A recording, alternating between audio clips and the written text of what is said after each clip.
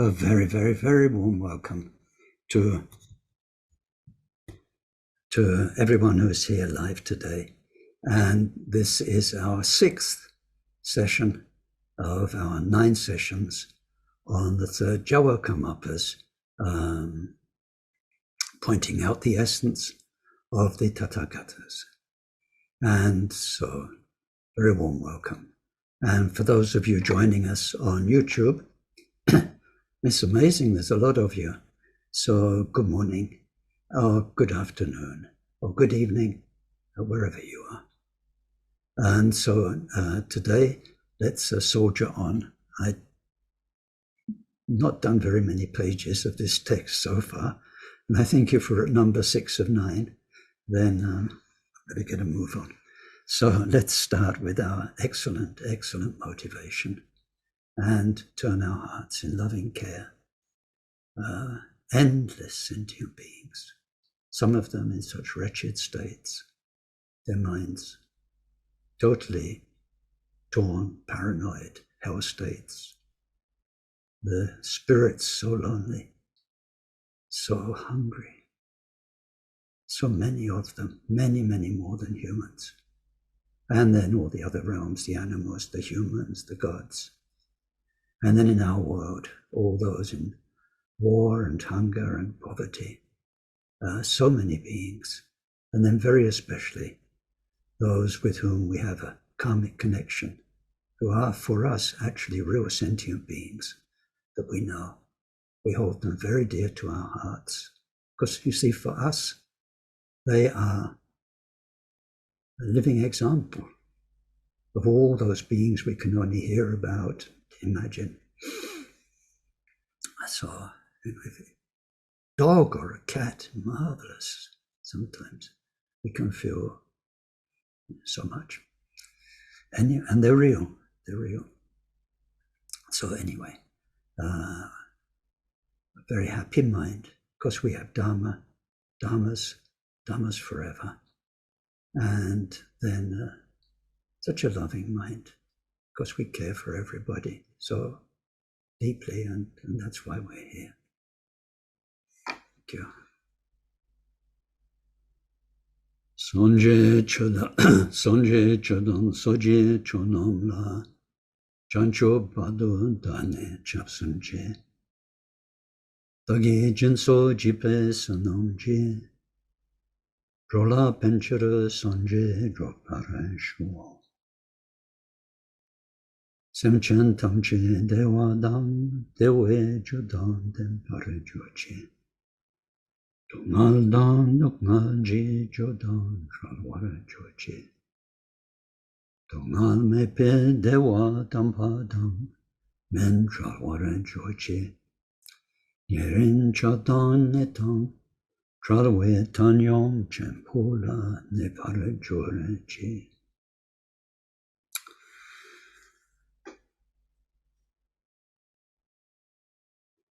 Deata shame shamawati shameta shatru Om kurimara jite karota ke ore te chovati woloyani Vishuddha nimale malapanaye kukure kaka grase grasana Om mukipara muke amuke shamadavani Sawa graha bandhanane nigrihetva Sawa bhava pravadina vimukta marapasha Savitva buddha mudranu katyata savamare Putsarita parishuddhe bigashamtu savamara kamani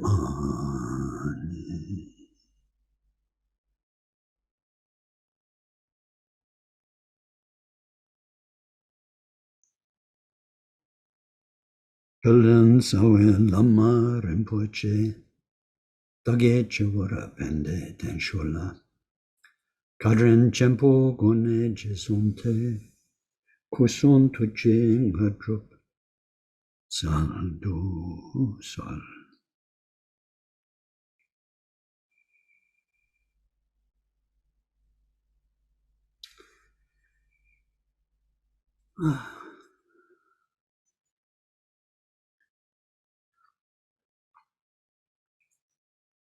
So this text is about what we call Buddha nature, very appropriately, because we are discovering, and we're in the sort of world, the sort of state, the sort of place in the everything, where we're realizing that we have this true nature of our mind. And so for us, it's all. I have Buddha nature. All other beings have Buddha nature. This mind of ours, which can do so much, and go into all sorts of places, good and bad. It has a one lasting inner true nature. So for us, we talk about it as our enlightened or Buddha nature. Potential is mainly described, and we practice it as a potential we carry.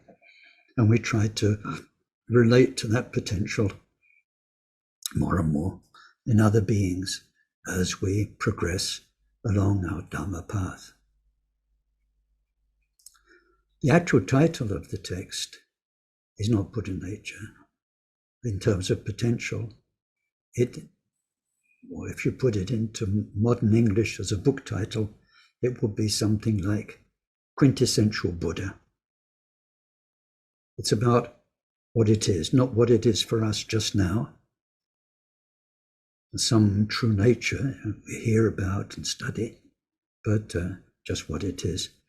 So we have many, many, many other Dharma teachings. This is why at first, in the first session, we looked at the three turnings of the wheel of Dharma. It's not quite the same, but the previous Kala Rinpoche was talking about a teacup. Now, this is a posh Tibetan teacup. So you have a saucer, which is very ornate, saucer. And then you have a cup, which if you have enough money is made of pure jade. And so he said the basic teachings of the Buddha, Four Truths and karma, cause and effect, and all of that, that's like the saucer. Now, a Tibetan teacup's very pointy at the bottom, and the saucer has a sort of a hole it fits into. So if you don't have a saucer, you can't just put it down on the table. It needs the saucer. So then the cup, the jade cup, that's like all the Bodhisattva teachings. And then said, but the whole point, why do you have a teacup in the first place? Because you want a cup of tea. So what's the tea?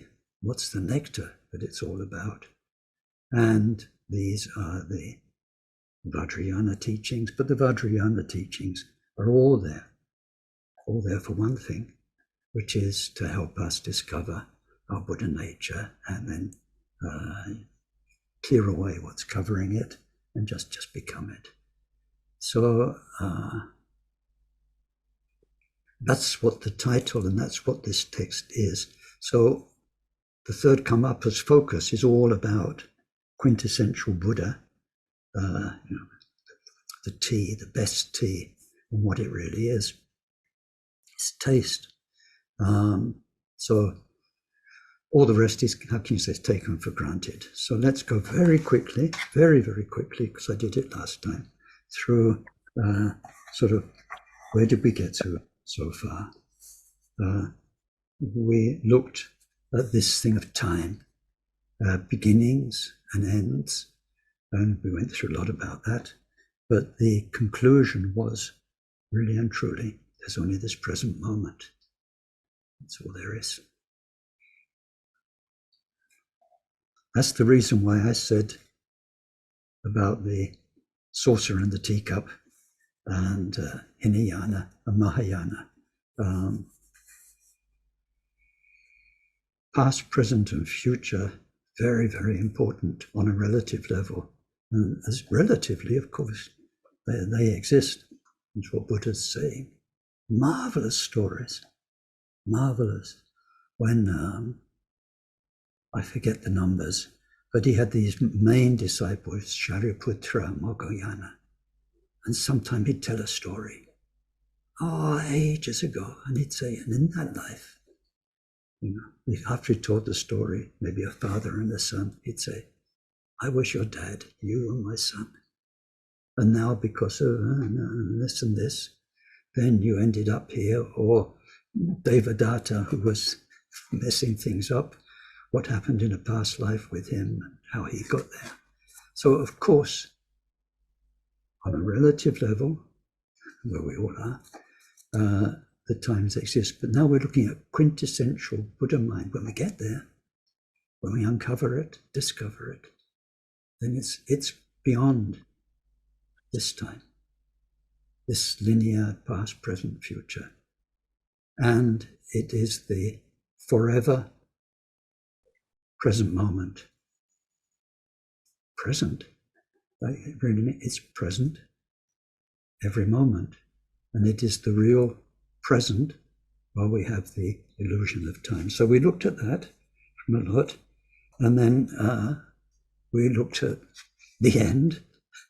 So having seen that there's only the present moment, then it goes back into the relative and says, there can be an end. And then we had these two quotes, one from Abhidharma and one from Evajra Tantra. And we unpacked some of the Abhidharma one.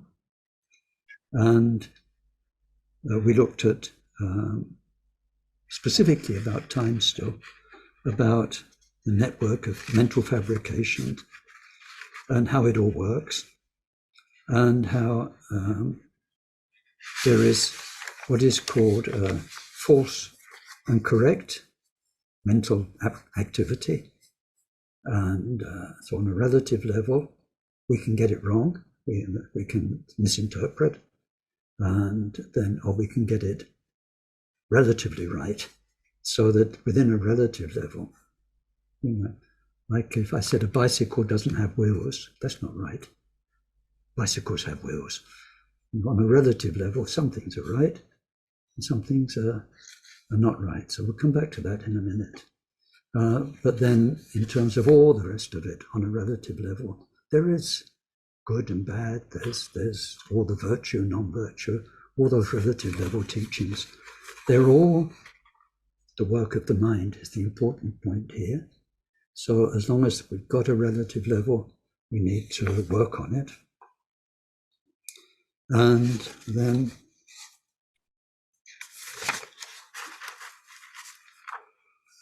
we got to the stupid Buddhists with their misunderstanding of shunyata and emptiness. So now we've got to a section, and I think I touched on it last time, quite honestly, I can't remember, but it's pointing out the actual essential nature of Tathagata, the enlightened essence, the enlightened mind.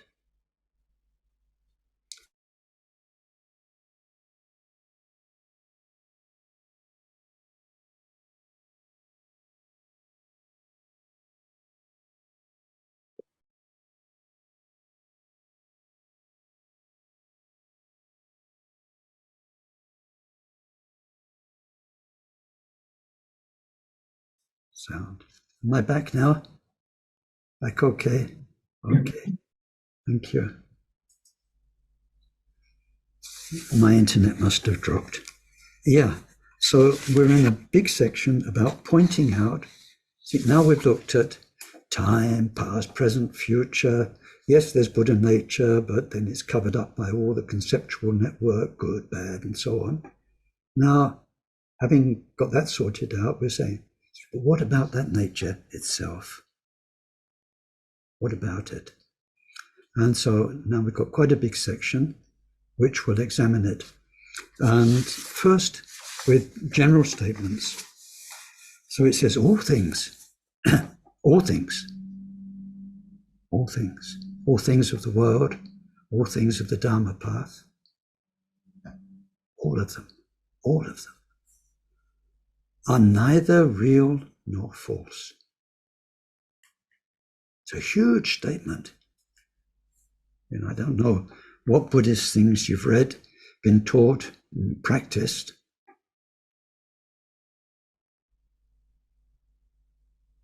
Because nobody's looking shocked. Let's start again.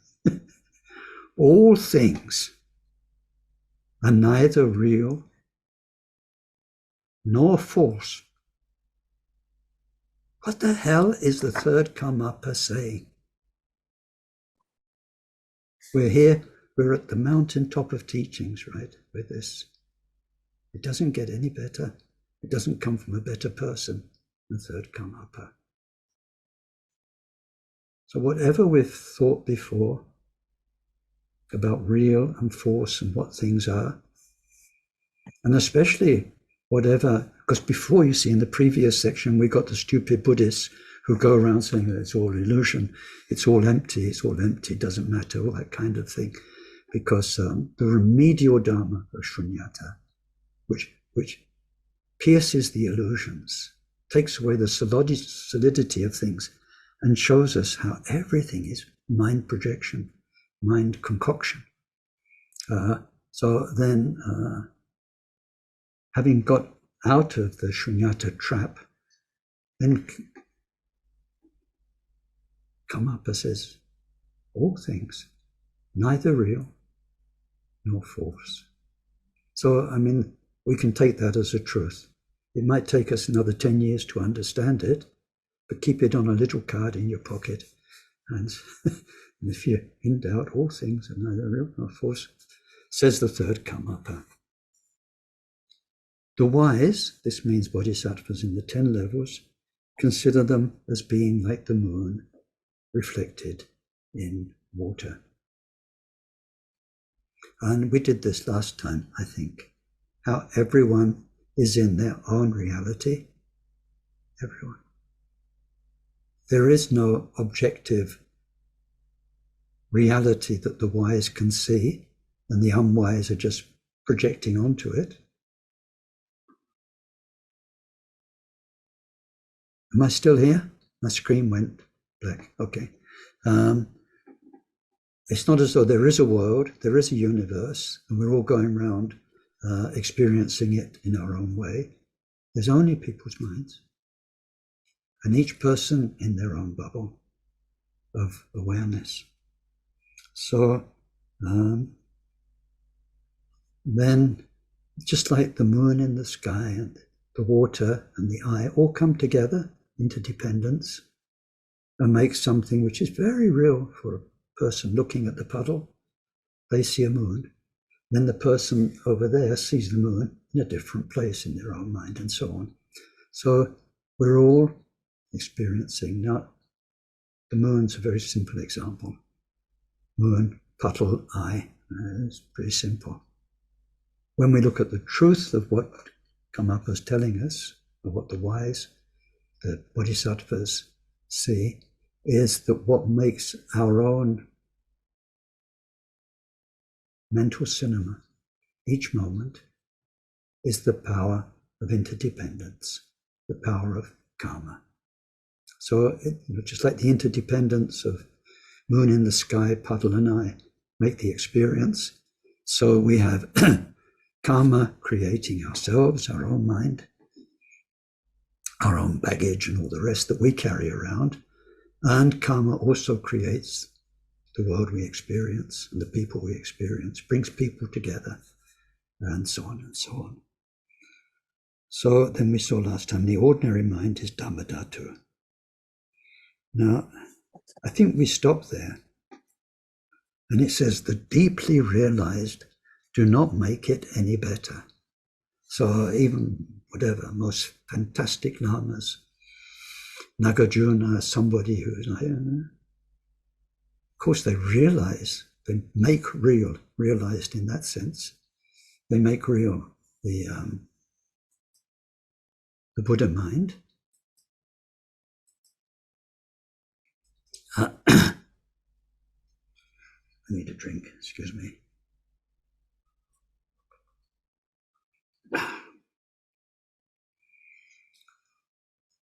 But no matter whatever saintly being does with their mind, it doesn't change Buddha, the timeless Buddha mind. Don't make it any better. And then beings, with all their suffering, with all their, like the most evil being, cannot put a scratch on Buddha nature. So beings, we go up and down, realization, no realization, whatever beings are doing. Now, this is another big one. I mean, look what we're doing to the planet just now, right? In this huge universe, a tiny, tiny little planet Earth, and what a few billion human beings are doing to it. And then if you think of all the multiverse and all the different beings and what they're doing, and then you spread that through time without limit, back or forward, whatever happened in there, all of the endless karma,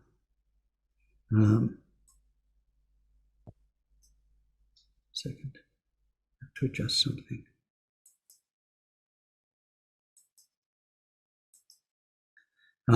All the endless karma never affects Buddha nature.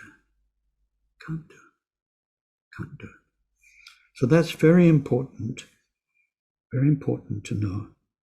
And then he concludes, although we talk about it, Buddha nature, in so many ways, talking about it doesn't make its meaning known. So it helps, but it doesn't make it known. What he means is you can't talk somebody into a state of being in Buddha mind, being Buddha mind. The talking is very important. All the teachings and the study we're doing, they prepare the ground. So when we look in other texts, we see that we need to learn, and then we need to do all the basic meditations. But then it's only the specific, very carefully guided meditations of Mahamudra and the like that will actually make it known. It's knowing, not knowledge knowing, but knowing is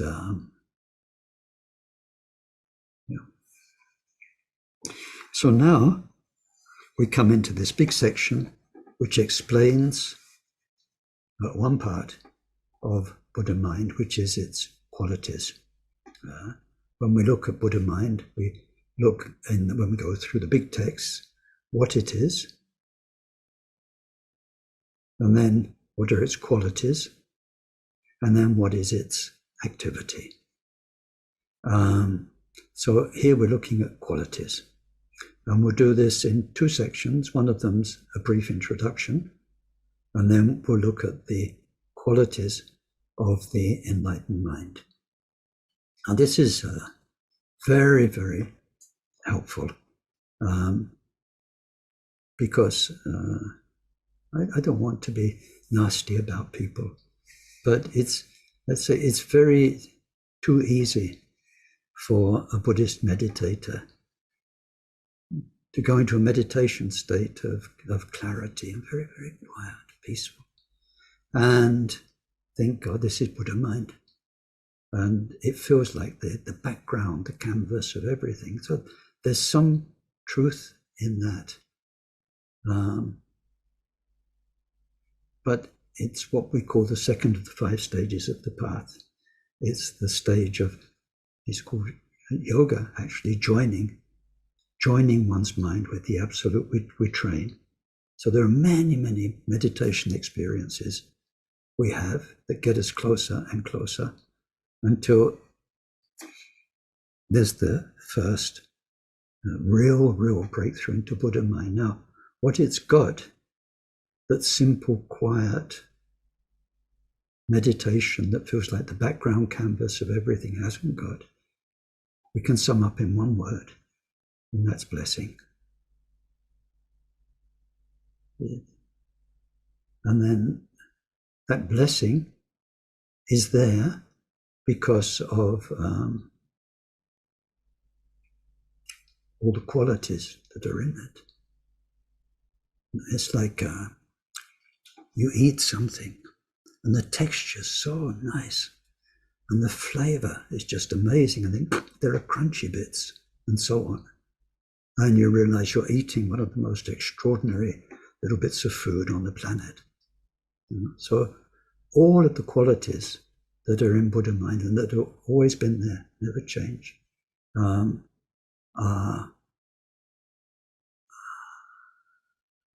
can you say, help us know when we're having an authentic experience, because then for us the blessing of the lineage and all of these qualities are there, they're felt. So wonderful. I mean, people can call that God, we can call it Buddha mind. But it's not just quiet blankness, quiet shamatha. Peacefulness is wonderful. I wish ever all of us find peacefulness, but it's not Buddha mind. Buddha mind is beyond belief. So anyway, when we look at Buddha mind, then we look at the qualities of dharmakaya, which is Buddha mind itself, beyond form. And then we look at the qualities of the form kayas, sambhogakaya and nimanakaya, which is the way other beings than Buddhas experience Buddhas. It's the interface. Like just now, you're interfacing with Ken Holmes, and whatever you're experiencing is not the real Ken Holmes. I don't even know if what I'm experiencing is the real Ken Holmes, but I can guarantee that what you're experiencing isn't. So we interface. The bodhisattvas in the 10 levels of purity, they interface in a very special way. And then beings like us, when we meet the enlightened mind, we experience it too in various ways. So first, and very importantly, because this text is about Tathagata Garbha, quintessential Buddha, then Dharmakaya, quintessential Buddha, is very, very important. And so the first, it says generally about Buddha mind, we have a brief introduction. And the verses say, in the unimpeded and spontaneous play of this Buddha nature, or this quintessential Buddha, are the 64 qualities. That's a rough estimation. And it has been said that in each quality, there are 1 million more qualities. Sometimes when people do have amazing direct experience of a Buddha, then you're in front of a Buddha, or you meet the Buddha, and then if you look, it's like your mind zooms in, and you go and you see each pore of the Buddha it's like a little golden hair that comes out of it. And then when you go into the pore, there's a whole Pure Land that's filled with more Buddhas, and each of those Buddhas, and it's so many, with so many qualities. So these 64 qualities are very famous. They're what we find in Maitreya Asanga's big text on Buddha nature. That's what we're going to look at now. 32 qualities of Dharmakaya and 32 qualities of the manifested form kayas. There will doubtless be, in the coming decades, if we all live that long, I mean, if the world survives and things continue, all of them, a large amount of research that's being done these days is going to uncover the state of Dharma in the Swat Valley, what's now sort of Pakistan, Afghanistan, around the 4th, 5th century BC. And so, yeah, we've got time for a little detour into history. I hope so.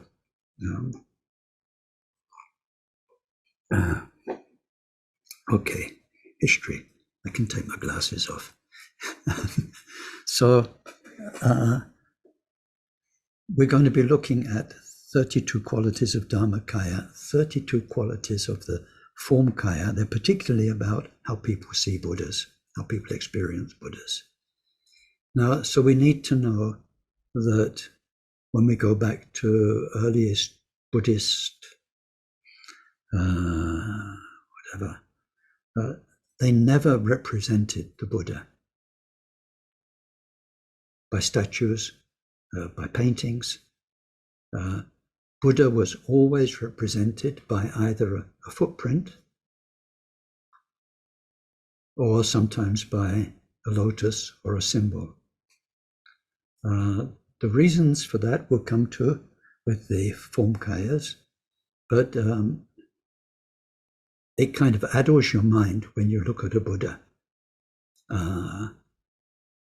It's not like somebody solid like we meet in everyday life where you can measure them, weigh them, and everyone takes photos and they all look the same. Buddha manifested differently to each person who met Buddha. It's not like a person, really. It's like there was a presence on earth in India, in those countries. The people saw differently, heard differently, experienced, felt differently. So because of that, and that was vividly in the memory of the early Sangha, then they never made an image of the Buddha. And then when we get the earliest paintings, like in Ellora and Ajanta and so on, so they were a few hundred years after the Buddha. Even then, they'd only depict the Buddha in his previous incarnations as a bodhisattva. But as time went by, and in particular when Greek art went east, and when in the sort of Kashmir, Pakistan, Afghanistan area, Buddhism was just amazing. Then the artists had a lot of influence, and some of the very first Buddha statues, they looked like very classic Greek statues of kings and so on. Anyway, it's a whole story, that. But the point is, our Buddha nature teachings come from a Sangha. A Sangha lived in the Swat Valley in the 4th century. And so the idea of how Buddha was experienced and seen more than anything else and felt, that would be the one that was around at his time. There's a lot of truth in it, but well, let's look at that when we come to it. So now, that was the summary. Now, we come next to dharmakaya. Dharmakaya, and for those of you who do want to learn Dharma, like learn something, you need to learn numbers. Okay, dharmakaya, real Buddha, beyond form, has 32 qualities. They are 10 powers, 4 fearlessnesses, and 18 distinctive qualities. There's much more than this. That's why in the beginning he says this is just an indication. But these are very famous, and they give us an idea of what Buddha is. So how are you doing? Is it okay? I seem this last week or so to have lost some of my voice, so I'm a bit croaky. I'm in France, so I've got a frog in the throat of sorts, and but I think it sounds boring, like this. Can't put much dynamic energy into it, but I hope it's coming across. So we have, and this is why I sent you the support document from the larger Buddha nature teachings. What did I do with it?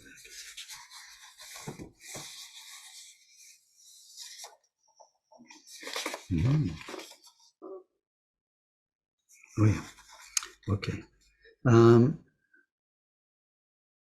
10 powers,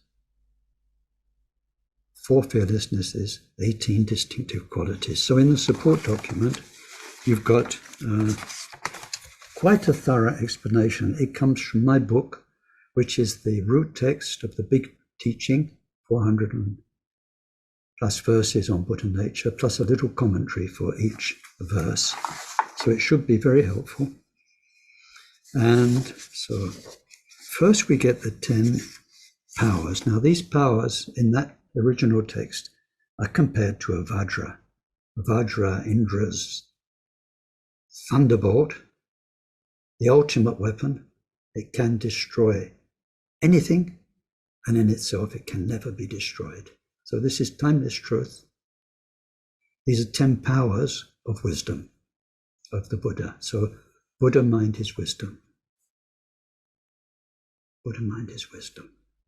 And it has these 10 specific areas or powers of wisdom. They're powers because they guide us. It's from that reservoir of formless wisdom, timeless, changeless wisdom, that all the Buddha Dharma comes. So 10 wisdoms, we'll go through them now. But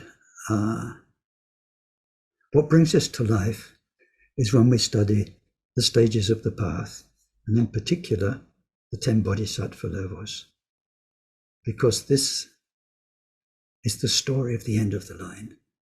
The first level bodhisattva, whose mind has transcended the samsaric and will never leave Buddha nature presence.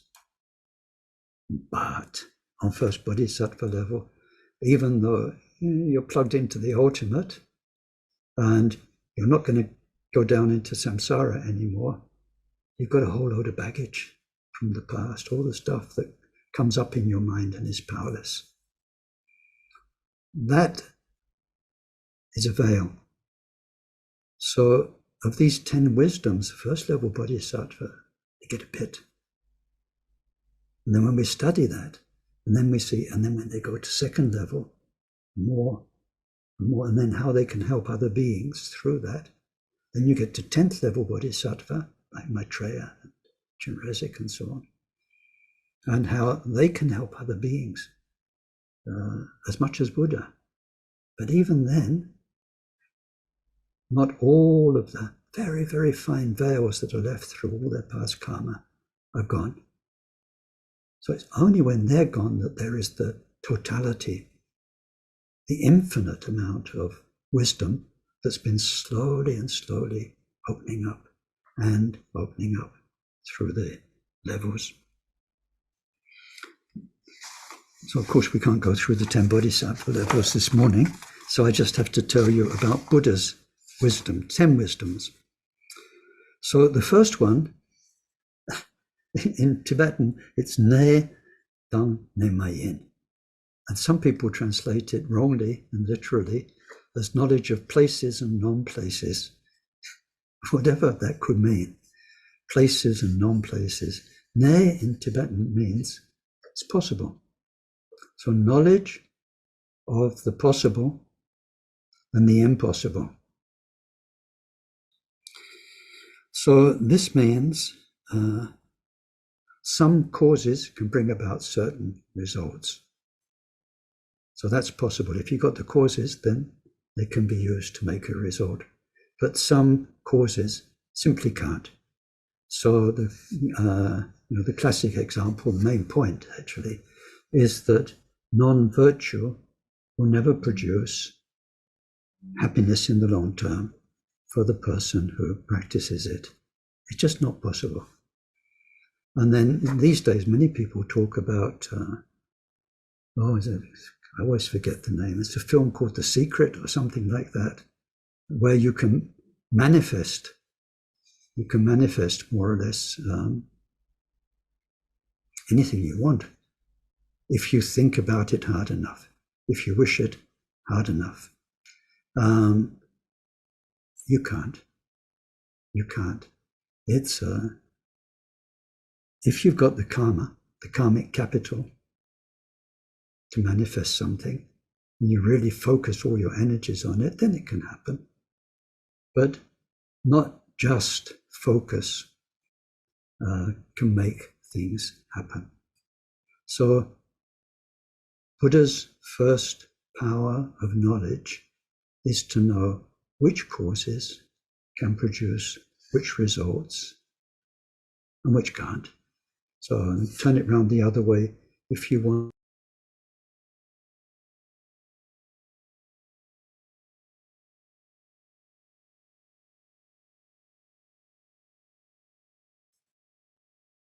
I'm sorry for this. My internet's playing up.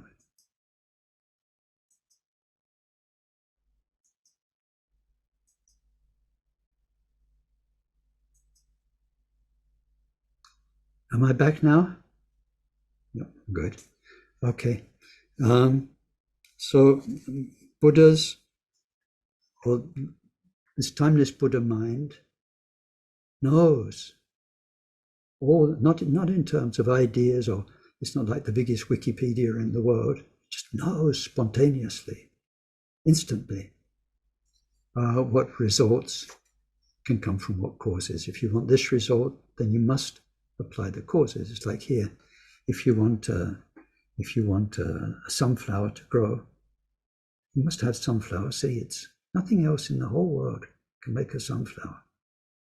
And then if you want this result in your karma, then these are the seeds, the actions you need to plant. So that's the first power. And you'll read more about it in the support document. The first one is a perfect awareness of what's called the full maturation of karma.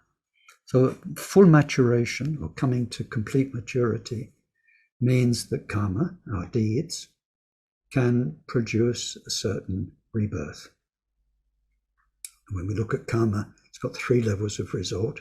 The first one, called full maturation, is if you do this, if you do enough of this, and strongly enough, this will make you be reborn, up or down, or wherever it is. So the Buddha mind knows the rebirths that will come out of action. There are many stories in the sutras where, well, there's one in one book we did.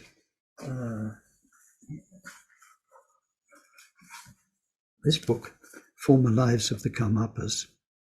And in one of the stories in there, then one of the previous Karmapas saw that a king who liked hunting and killed a lot of animals, he could see that the karma he was making would be so many 100 lives of rebirth as this animal, rebirth as in the hell realms and so on. And so the Karmapa manifested actually as an elephant, and that the king killed. But through that, through the power of the karmic connection, Karmapa then accompanied the king's mind in his bad rebirths to get him to a better place. So it's this knowing the results that will come out of our actions. The third is the perfect awareness of the various faculties of beings. The word faculty has different meanings. In Abhidharma, we look at 22 key faculties in human beings, animals, other beings, what they can do, what they can't do. Simple things like some can see, some can't see, and some, all sorts of qualities. And so here, it means your capacity to practice Dharma. So a good Dharma teacher will give you what you're capable of doing. And they'll know also what you're not capable of doing because you're not equipped. And so we've all got different capacities. Some are very bright, some are not so bright, but they've got a really good heart. Some have got a good heart, a good bright mind. Some have got a dull mind and a dull heart. But there's something for everybody. But it's pointless giving practices and teachings that are not suitable for a person. This is in very everyday speak. So the Buddha mind. So what does this mean? I think practically one example. Let's take a really good Lama, like Akon Rinpoche was. And if somebody went in for an interview and they are asking about practice or whatever, he would be very quiet. He will be there in Buddha mind without needing to think logically. He would just know, you can do this. Or no, somebody might come in. A lot of people in the early days, they were very, very keen on 6 yogas of Naropa and channels and chakras and all that kind of stuff. And they'd say, please. And they'd say, I don't think so. Not his, say, no. I think maybe go away and think about impermanence for 3 months or something. But you see what I mean. No matter how much somebody wants, if they're not in the right place at that time, not properly equipped morally, not properly equipped with bodhicitta and loving care for beings, then it's not right to give some teachings. So this knows the faculties that we carry.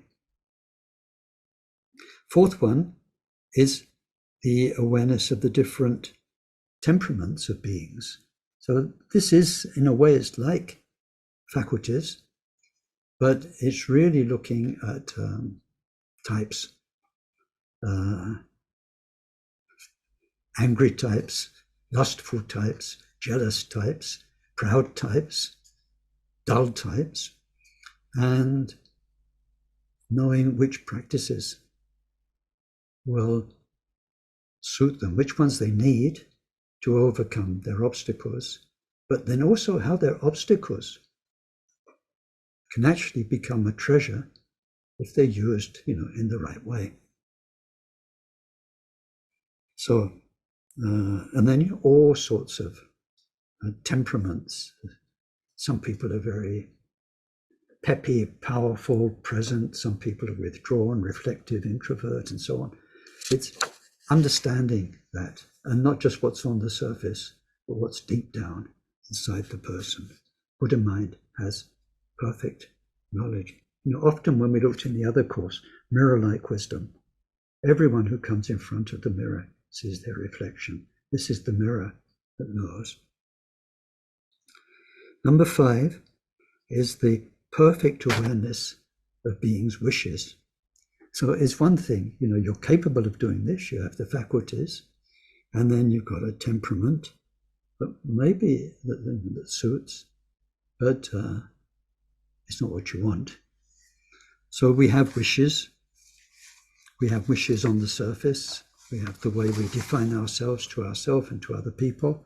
But deep down, we have many wishes. And not just from this life, we have many wishes from past lives that are there in our stream of consciousness.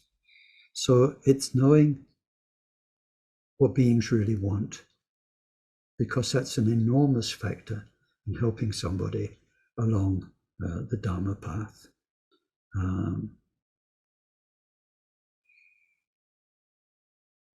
What they want in the worldly way, and also what they want in the Dharma way. So if we look at the story of Medicine Buddha as a bodhisattva, he wanted enlightenment, but really wanted enlightenment so as to be able to heal people.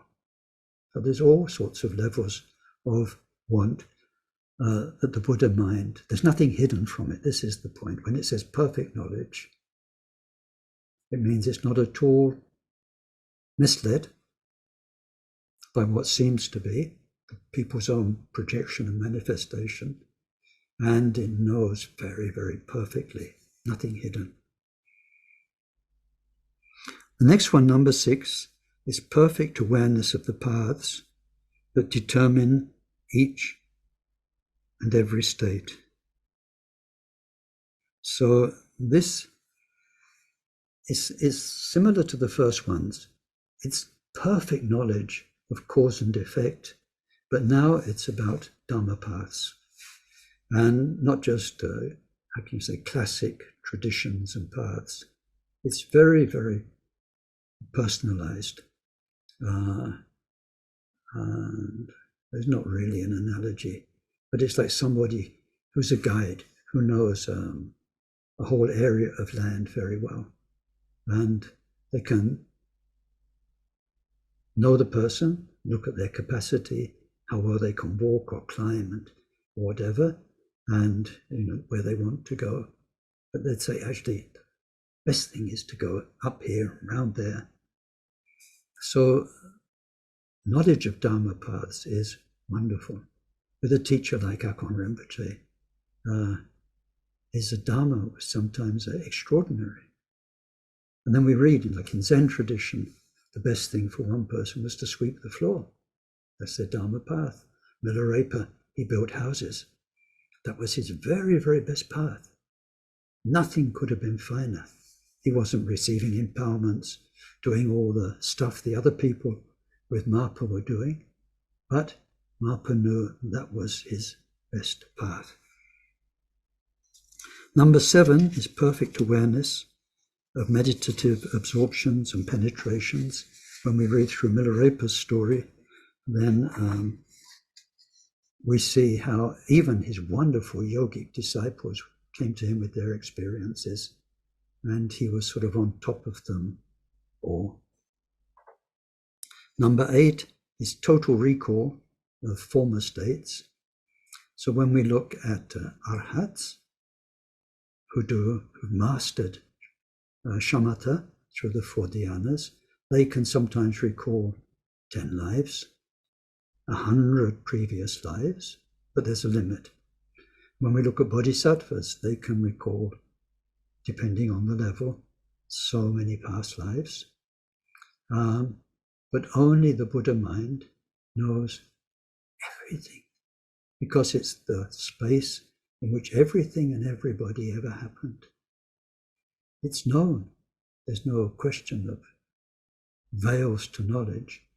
We all happened in that space, and that space knows us all and knows our past all the way back, no limit. Number 9 is perfect divine vision. These are the supercognitions. We see how the supercognitions are acquired in the first stage of the path, how they evolve in the second stage of junction, and then through the bodhisattva levels, how they become so pure and so useful. And so that's perfect in the Buddha. And then, number 10, Buddha's perfect awareness of peace. So this is not a state of peace. As Akon Rinpoche so often said, if you want a state of peace, you can just go and lie on the beach. Or you can get a good massage. You feel so peaceful. It's not that peace. Peace means no turmoil. Our mind has turmoil, confusion, busyness, conflicting things in it. These are removed layer by layer with the path. But as my teachers told me so much, it's really stuck. Even if you're a 3rd level bodhisattva, you can't imagine what it's like to be a 4th level bodhisattva, because your mind isn't that subtle. It's like noise. If there's a lot of noise, you've got diggers on the road and a lot of noise.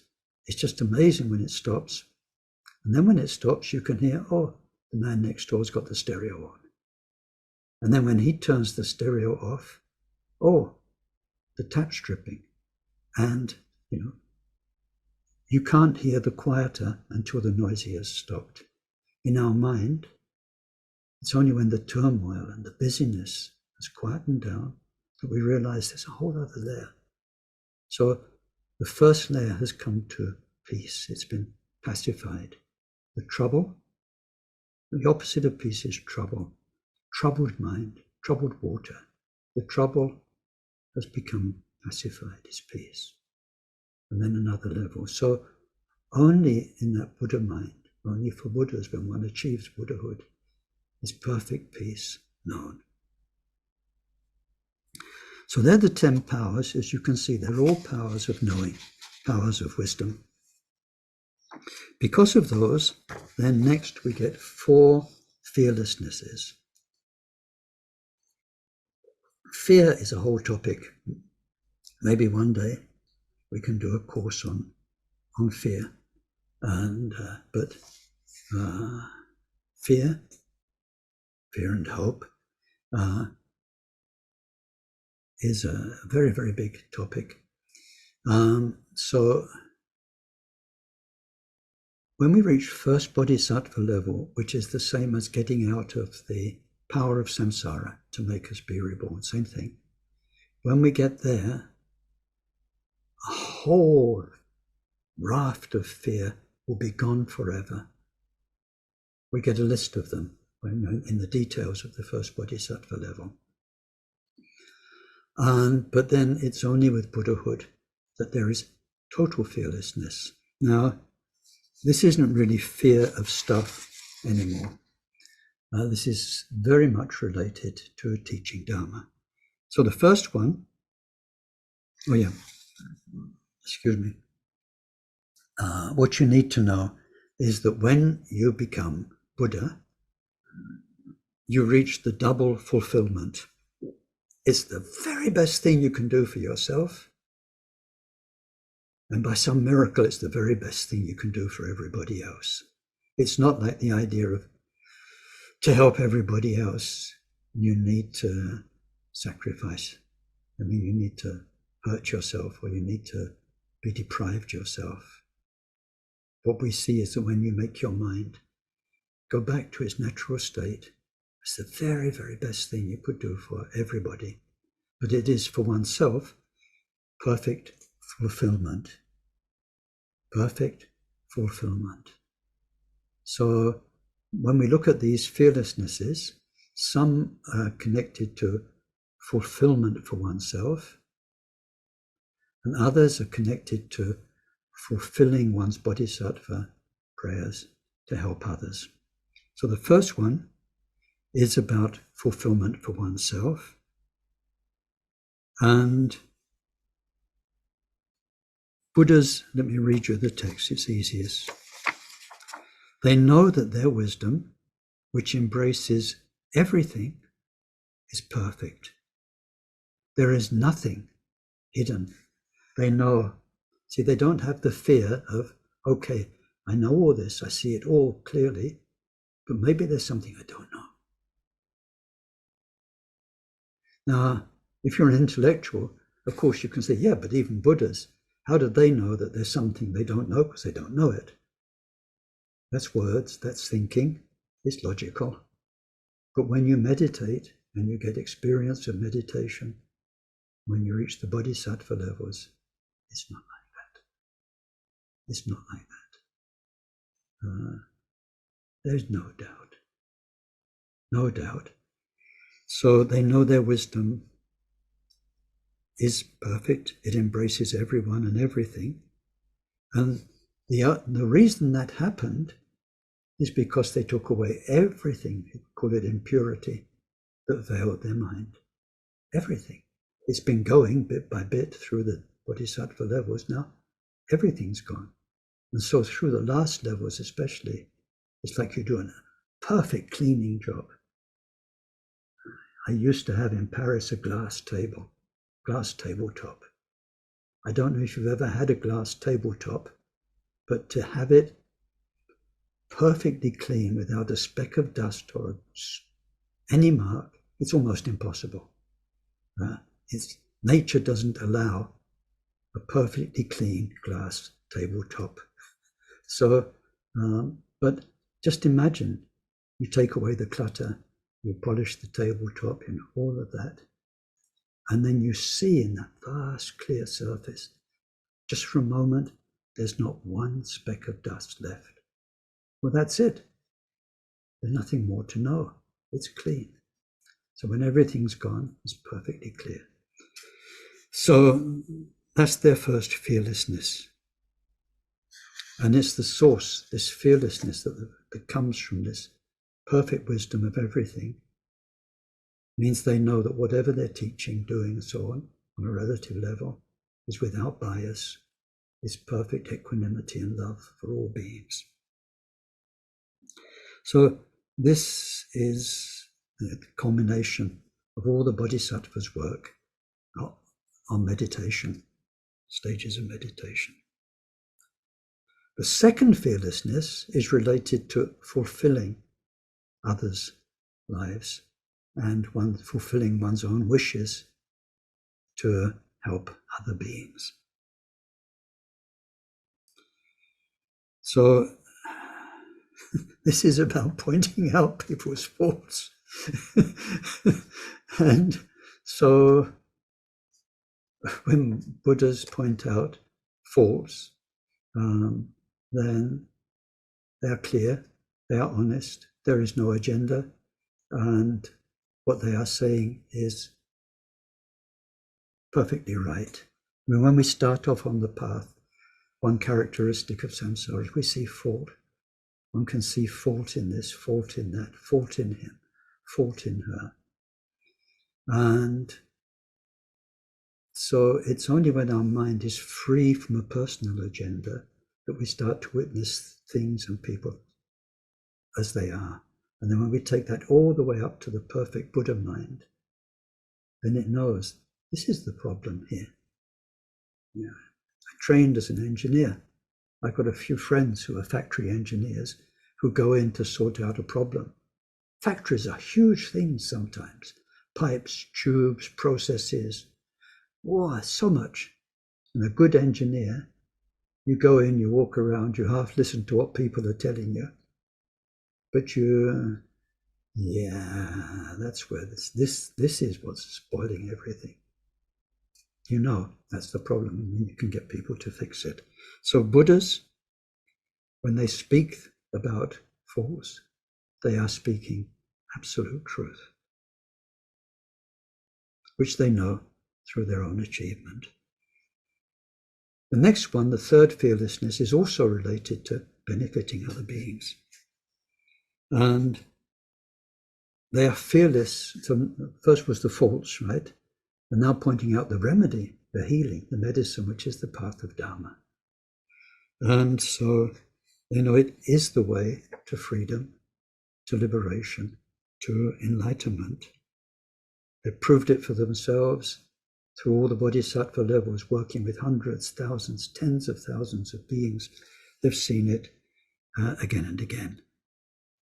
And then the fourth fearlessness is to state their own cessation. Cessation means all of the stream of consciousness and all the causal chains within it have ceased, have ended. They will never be reborn again.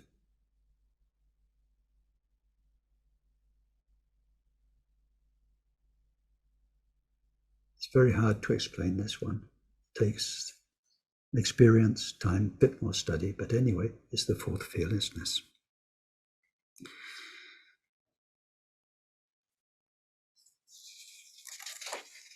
So it says afterwards in the big commentary that Buddhas not only have fearlessness in those four areas, but they're fearless in encouraging their disciples to reach the same state of those four fearlessnesses as themselves.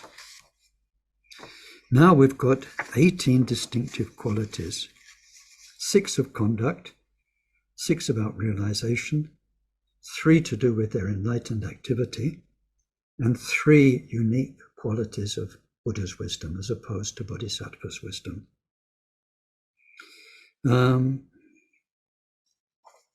It would be marvelous to have a lot of time to go through these, but we don't. So you've got your text, you've got the support document. It's pretty good in there. But let's go through them quickly just now to conclude this session. They never make number one, they don't make mistakes in their physical behavior. In this respect, they are unique because even arhats can make mistakes. And although the arhat's behavior is excellent and undefiled and has a lot of clear cognition, clear mind, they can still make mistakes. So one example that's often given for this is about when we walk and we crush insects. So if you're a mindful Buddhist, of course, you walk, you look at the ground, and you make sure you avoid if there are any insects left on the ground these days. I remember when I was a kid walking in the fields, every step, dozens of grasshoppers would jump up. So many little butterflies and moths would fly away. These days, it's rare to see one or two. But anyway, talking about that, it says we become mindful as Buddhists, but then with the qualities that come through the Shravaka's Arhat's meditation, they are super non-violent, and their clear cognition enables them to sense, as their foot is going down, if there was a living being, they would know, and they'd stop and they'd avoid it. So there are many, many qualities like this, but when it's Buddhas, then their every action, with their hands, with their walking, everything their body does has meaning, benefit, never causes harm. I think those of us who are with the 16th Karmapa saw something of this. His spontaneous action was just unbelievable. His body behaved so perfectly. And then second, Buddhas never speak in a meaningless, noisy, or useless way. Number 3, Buddha's mindfulness never deteriorates. So the likes of me, I'm sort of quite proud when I've had a few mindful moments, when I've really been present and with, fully imbued with the Buddha's teaching and so on, what we really mean by mindfulness. So it's always there. I remember the 16th Karmapa, he most nights only slept 2 hours. He needed 2 or sometimes 3 teams of attendants. He was going all the time, and even then sometimes at night time he wouldn't go to bed, he'd just sit in the chair quietly for 2 hours. So anyway, he was mindful all the time. Akon Rinpoche was the living embodiment of mindfulness. You watched him. It was miraculous. Everything he did, everything he said, always mindful. Wonderful. The number 4, Buddha mind is always in meditation. Actually, the original text is a double negative. The Buddha mind is never not in meditation. No, my mind's not in meditation a lot of the time. And then as we get better and better, but they're the qualities of advanced meditation. We have them in Mahamudras, the 4 yogas and so on. They're all there. At number 5, Buddhas do not think. Human beings, sometimes it's a very bad thing. People who don't think, you never thought about that. You never think what you're doing. Thinking, good thinking, moral thinking, right thinking, right thought, it's one of the eightfold path. Very, very important. But when we get to Buddha mind, there is not a thought in it. Not a thought. It's beyond all thought. So that was number 5. Number 6, they never act frivolously, and they have a natural awareness of the short and long-term consequences of their actions. In the next course, we come to mind's virtuous actions and non-virtuous actions. It's a bit of a shame. The list of the non-virtuous ones is much longer than the virtuous ones, but 2 of the mind's qualities are in Tibetan Motsa and Trul. Motsa and Trul is very hard to translate properly. It's like conscientiousness and sense of shame, maybe. But one, it says in private, so it's about our body, speech, mind, actions, and that we're aware of what is virtuous, what is non-virtuous. The second one is not in private, it's in public, and it's an awareness of the impact of what we do on others. And there was a lot of debate about this once Trump got going in America and so on, because one can get to quite a wild state of being, which one thinks is authentic, because you're acting according to whatever, quote, yogic vision of things you have. So you can act crazily, let's say. Actually, it's just acting crazily, or whatever it is. So that has an impact on others. And especially these days, we've got a hell of a problem with morality and behavior amongst Buddhist lamas, Buddhist rinpoches, in all the traditions, not just Tibetan. In the year 2000, along with Jack Cornfield and a few other people, there was a big conference in America, 200 Buddhist teachers under the Dalai Lama. Of course, he was heading it.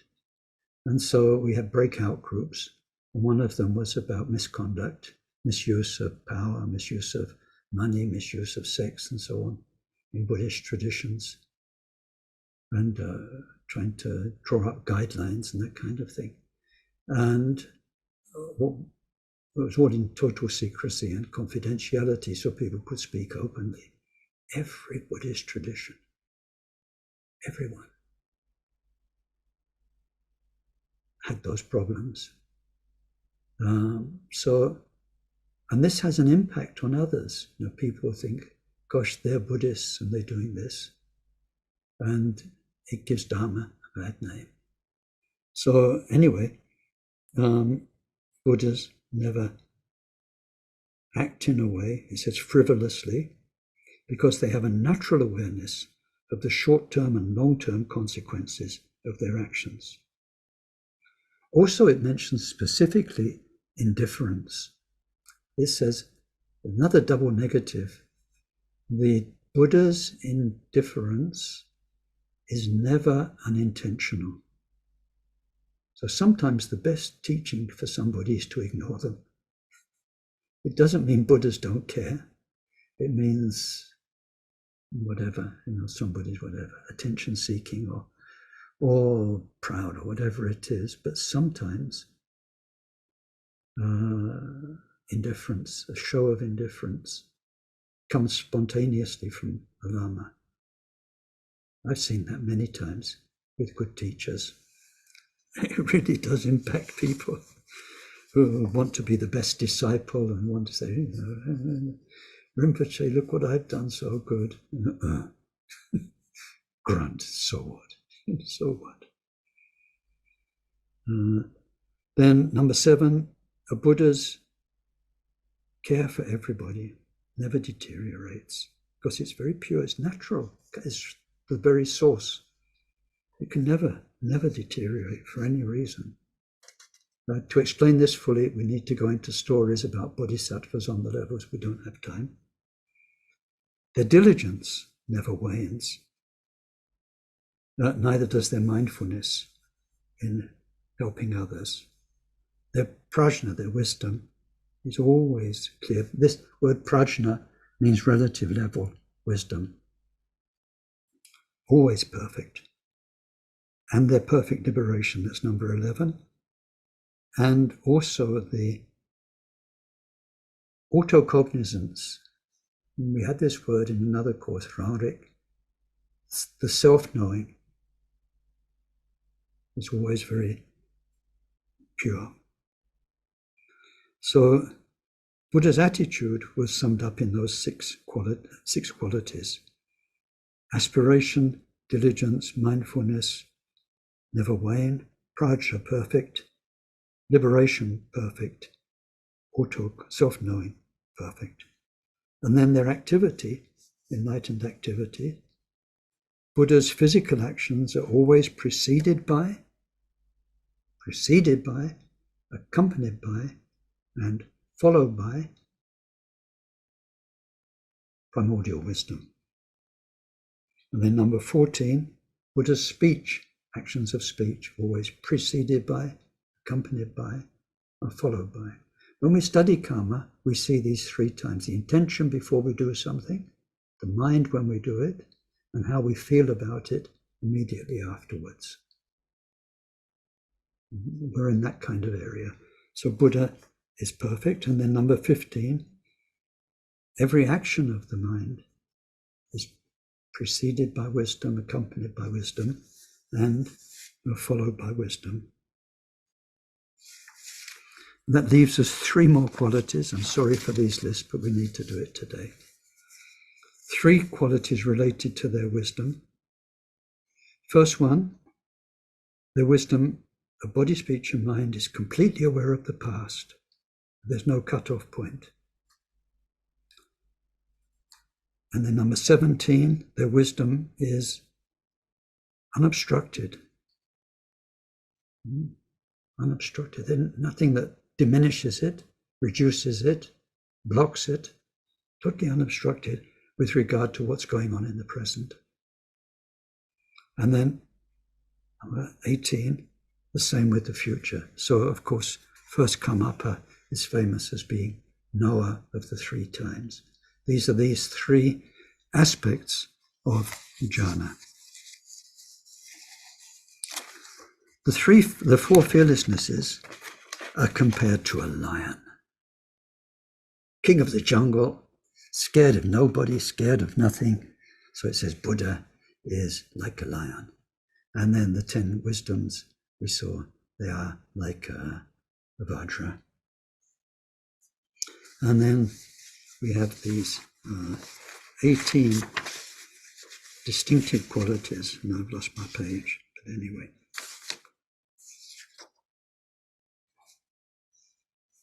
They're like space. So today we needed to do that. Now I just want to say a few words in conclusion. Okay, all of those Buddha qualities, they're part of Buddha mind, brought down to earth in words. The more you meditate, have meditation experiences, and then that stabilizes into meditation realization.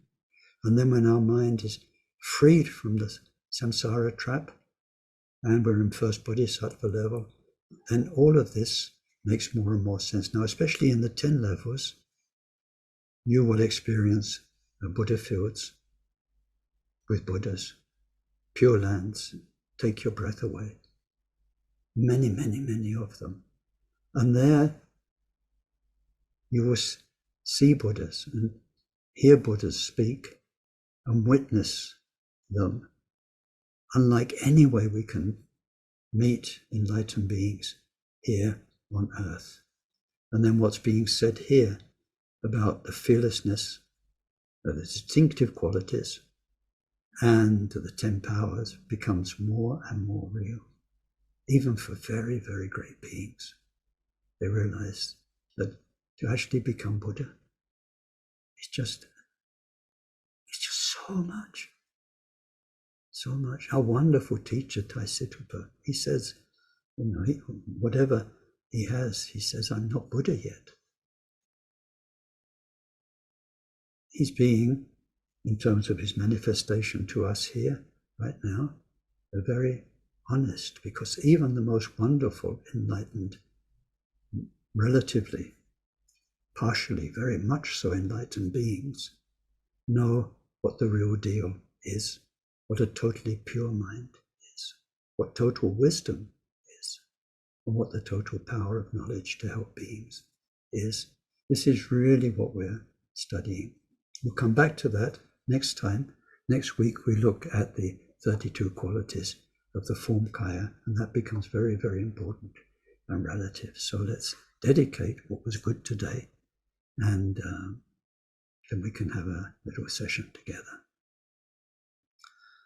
Sonam diye tamche sikpani, topne nyepe dranam pamchene, je ganachi palap, truk paye, sipe sole drowa drowarasho, janchub semcho rimpoche, maje panamje jochik, jepa nyampa me padam, kongne kongdo perwarasho. Gewadi in yododa, jaja chempo rupjone, drowa chikjom alupa, teyesala kaparasho. Well, let's dedicate, and if you've got people you know who are unwell or dying or in a difficult way, let's dedicate now for a minute or two to all of those.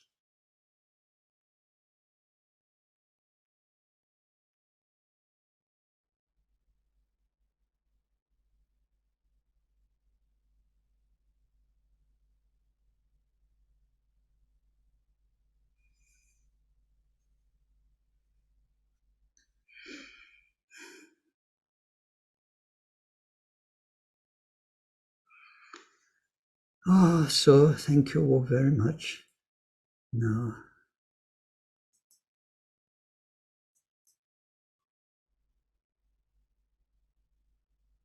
over to you. If you've got any comments or questions.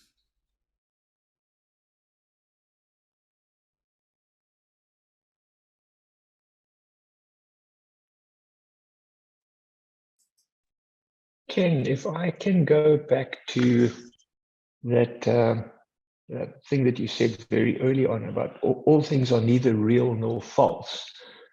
When I heard that, it sort of what came to mind for me is that things are not false in the sense that you actually experience them, but they are neither real because there's no sort of fundamental, unchanging, sort of permanent nature to them. Is that sort of on the right track?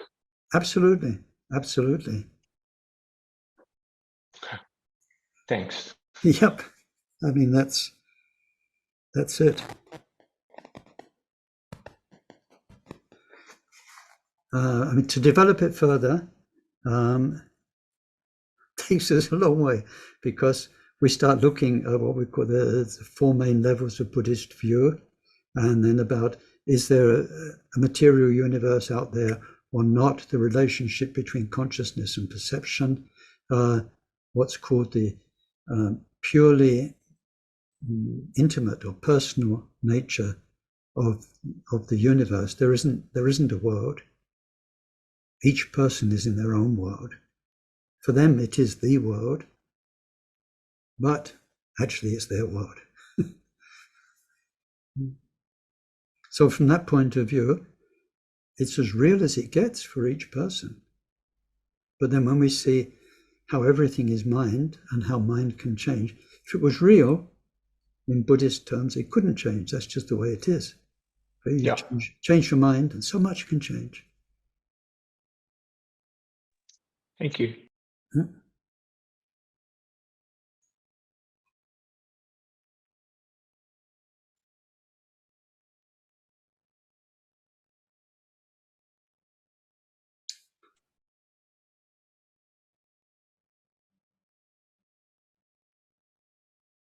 Ben?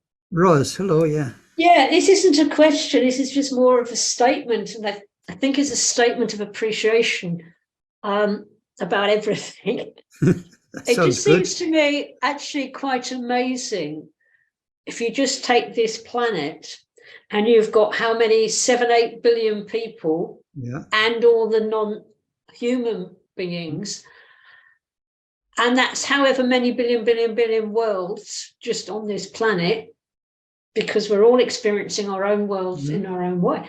It just amazes me that so much that is good and positive gets done and achieved. I think it's just amazing because there's so much potential for things to go wrong all the time, and they do, but it's just amazing so much goes right. Yeah. So that's my contribution. Thank you.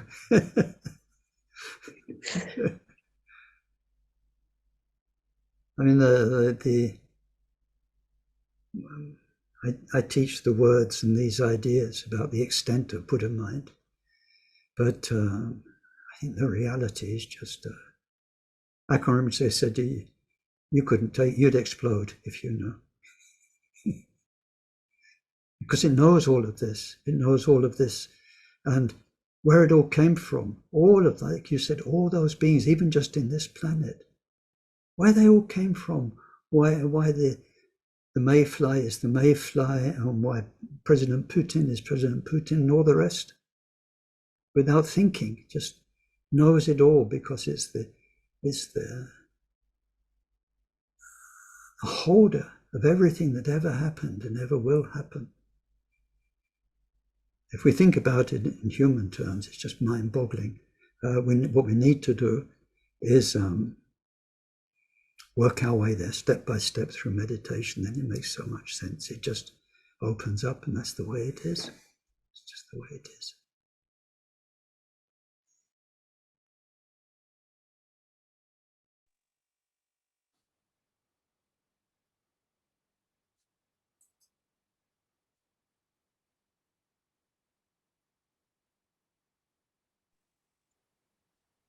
Ken, I'm not sure how far I'm going to be able to go with this question, because I'm trying to articulate it in my own head. But I'm just wondering on this thing of the ideas about mind only and so on. If there's also a problem of translation and understanding of the word real and reality. And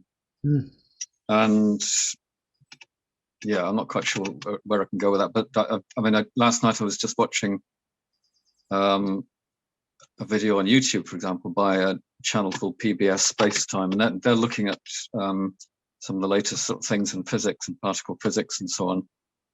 There's a very good video there about asking what's the role of your brain in actually creating the experience of space and time. I can send you the link if you want. And it is asking some very good questions on that, which seem to me to have a very close parallel to what you've been saying in this. I don't know if that leads on to a useful question or anything, but that's this kind of stage I'm at the moment. Really. Yeah, where science hasn't got yet, according to Ken Holmes, and according to my Dharma teachers, is, and it's quite understandable, because science only has material tools to measure material things. Even when it comes to the brain, they can only measure, activity, something that's measurable. It's material in the sense of like electromagnetic vibrations or whatever. So that's all they can do. But what is mind? They can't say. And as Buddhists, we don't say what is mind, we explore it. But the whole thing comes to a head. The really interesting part is when there's a mind without a body. So the teachings say, and this third Karmapa's teachings say, from the moment we're conceived until the moment of what Buddhists call death, you cannot dissociate mind and body, what we call roughly mind and body.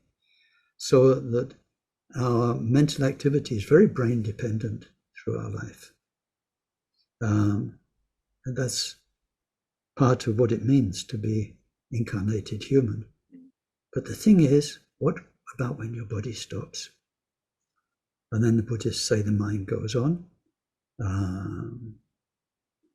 And then also, not just with death for us humans, but with spirits. I don't know if any of you have ever encountered spirit. Not possession's not a nice word, occupation of somebody. When a totally different being comes in, often knocks the person out. They sometimes don't remember what happened. But when you've got a spirit there without a body, it's quite scary, actually. So, then you can't put that down to brain activity, but no brain.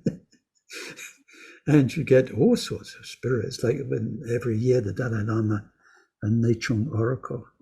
When I first went to Dharamsala in 1970, I was in the Nechung monastery, and the state oracle was a lovely, sweet little old man who watered his plants. But then once a year when he goes into trance, it takes several people to hold him down, and he wears a costume that weighs a ton. It's got lots of metal on it. He's speaking with this strange voice, like there's no one can barely understand what he's saying. And the Dalai Lama leans in quite closely and is telling somebody who's taking notes. And that's the spirit of the Tibetan people with predictions for the year. Then the guy collapses. Those kind of things. All this brain stuff, very, very important. And then about how brains construct reality. In parallel with the mind. The brain is the tool of the mind, and all the neurons and the other stuff. So this is why we have a problem with death, is because what's in the brain is like a hard drive. So much data and memory and stuff is stored in there. What goes with us when we die is not all of it by any means. It's only the more deeply implanted stuff, dharma and our karma. They go with us, but not the knowledge. And so it's very interesting, all of that, very fascinating, and a lot of work to be done. But yeah. Yeah, I suppose for me, one of the questions about the sort of mind and external reality is still struggling with the idea of, well, there seems to be a lot of consistency in the external reality. So, which makes me wonder, how is this coming out of one mind? But yeah, it's not one mind. It's not one mind. It's parallel realities, because even though you might all be in the same football match, for instance, okay, you've got the group karma to be in the same football match, but then everyone's got their own experience of it. If you actually could run the film of the experience, the thoughts, the sensation, the visuals coming in, the sound for each person, you maybe wouldn't even find 1% overlap. Each person's got their own version of it, but through the power of karma, then they're all there together. And all these things, like people in a bus crash, some die, some don't, and so on, got the karma to be in the crash, but different outcomes. So we have personal karma, couple karma, group karma, national karma, and this makes for the seeming consistency. But how are you ever going to get inside anybody else's mind to check out that their experience? We've only got words. Yeah, we've only got words. That's the thing. Yeah, there's a lot to work on. There's a lot. Yeah, thank you. And best wishes with the test, by the way, Ken. Oh, thank you. Thank you very much. Yeah. So, Chris, I don't know if this helps or makes it more confusing, but I kind of grappled with this idea that a football match is only a football match for as long as enough of us agree that that is what it is. So that there's there's a commonality, there's language, there's description that we use and we buy into. to help us make sense. And that is where I think the commonality is, that we've all kind of agreed on these conventions. But essentially, those conventions are only really things that we've built up, each one of us buying into it. But if we don't all buy into it anymore, then it's no longer a football match. I don't know if that makes sense, but yeah. That's that's very helpful, Judith. Yeah, thank you. That's good thing to think about. I guess it's kind of a lot of these things only have meaning within a context, like within a social context or whatever it might be. So thank you. That's a good point. Sure.